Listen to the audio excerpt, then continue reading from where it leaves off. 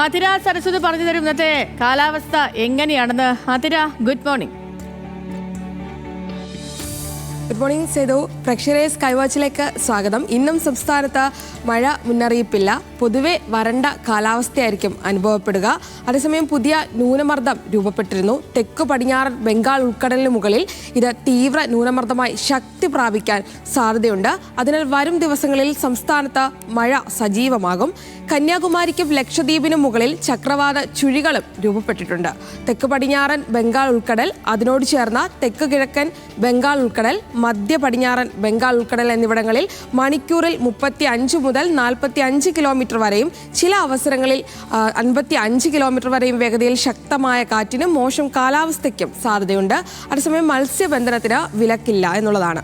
സംസ്ഥാനത്തെ താപനില പരിശോധിക്കാം. ആദ്യം തിരുവനന്തപുരത്തെ താപനില പരിശോധിക്കാം. 34 ഡിഗ്രി സെൽഷ്യസ് ആണ് തിരുവനന്തപുരത്തെ ഏറ്റവും കൂടിയ താപനില.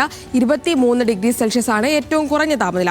കൊച്ചിയിലേക്ക് എത്തുമ്പോൾ 32 ഡിഗ്രി സെൽഷ്യസ് കൂടിയ താപനിലയും 23 ഡിഗ്രി സെൽഷ്യസ് ആണ് കുറഞ്ഞ താപനില.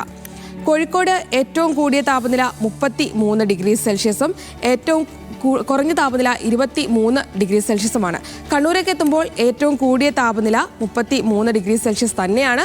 ഏറ്റവും കുറഞ്ഞ താപനില 23 ഡിഗ്രി സെൽഷ്യസുമാണ്. പൊതുവെ അപ്പോൾ 34 ഡിഗ്രി സെൽഷ്യസ് വരെയാണ് സംസ്ഥാനത്ത് ഇന്ന് കൂടിയ താപനില റിപ്പോർട്ട് ചെയ്യപ്പെടുന്നത് എന്നുള്ളതാണ്. വരും ദിവസങ്ങളിൽ മഴയ്ക്കുള്ള സാധ്യതയുണ്ട് എന്നുള്ളതാണ് എടുത്തു പറയാനുള്ളത്. അപ്പോൾ സംസ്ഥാനത്തെ കാലാവസ്ഥാ വിവരങ്ങൾ ഇനി ഇങ്ങനെയൊക്കെയാണ്. ഇനി സേതുവിലേക്ക്. ശരി ആതിര, ഓക്കെ. അപ്പോൾ കാലാവസ്ഥ വിശേഷങ്ങളൊക്കെ അറിഞ്ഞു.